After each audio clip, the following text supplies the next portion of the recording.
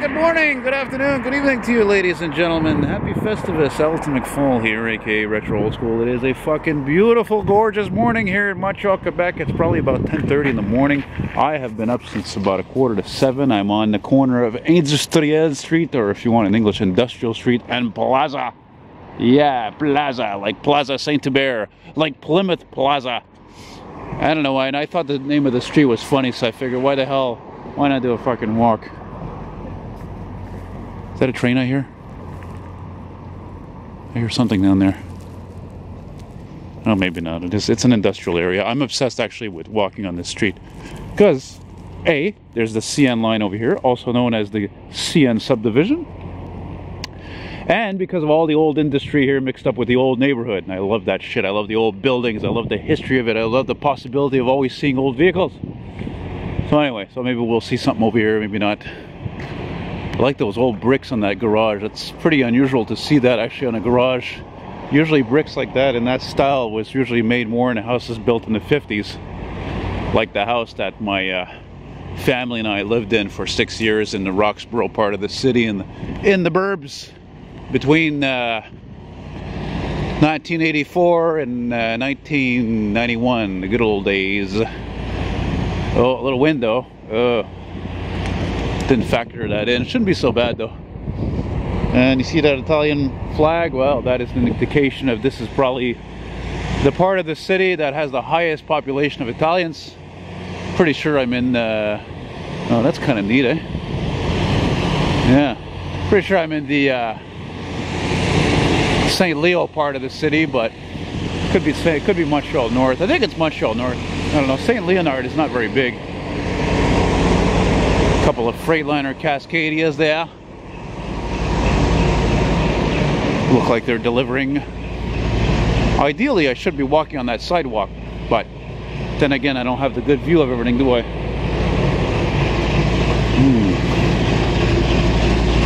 This industrial building or factory. Wow, that thing's fucking noisy, eh? That's because it's cheap. Santino Mandela. Charcuterie Italienne. That's an Italian butcher. There's a plug. There's a plug for you there. Sometimes it's funny, you know, I film a certain company or whatever, and somebody recognizes it. They'll say, oh, that's my cousin's company, or my brother or father or whatever. That's cool. You know, a little plug. I don't mind giving a plug to smaller businesses. You know, the chain stores, restaurants, they certainly don't need a fucking plug. You know. There's the stupid car. I don't know how far I'm gonna go here. I still gotta take a whiz there for like last half hour or so. Boy, a lot of dark colored vehicles. They got all these trucks, these vans. 2 dark Freightliners. No, 3 of them, sorry. Oh, that's fucking weird. 2 dark colored Econolines. Hey, there's a Pathfinder there. That one's for you, AJ. Thanks again for buying all those Pathfinder ads if you watch this video. Yeah. Wasn't for you, actually, it would probably have taken me a long time to sell those. Not everybody likes those first and second gen Pathfinders. And you see here we get into the residential sector, the quieter sector, you know. Lexus, older Lexus. I never remember the name of that model either. Not that I care anyway. I don't care. It's interesting. I got an email this morning from one of my viewers. He had watched one of my latest video there of part of my Oldsmobile, my vintage Oldsmobile ads. Well, maybe not so vintage, the ones I showed, but retro anyway. And where the hell am I now? I think this is Forest Street. Where's the fucking sign? Anyway, he asked me, he says, where's the junkyards in Montreal? He's like, I don't see, there doesn't seem to be any old cars. He says, I want to buy an old car. He says, I'm 17 years old. So I wrote to him, I said, yeah, well, they're all off the island. Look at that, it's Sabre-Voie Street. And